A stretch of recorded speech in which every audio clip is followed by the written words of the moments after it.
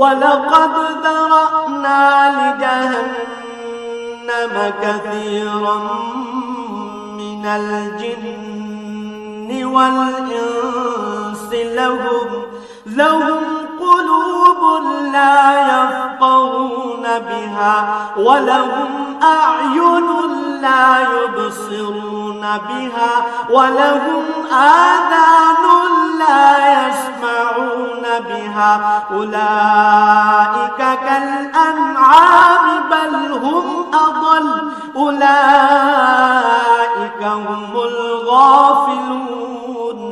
বস্তুত বহু সংখ্যক মানুষ ও জিন আছে যাদের আমি জাহান্নামের জন্য পয়দা করেছি।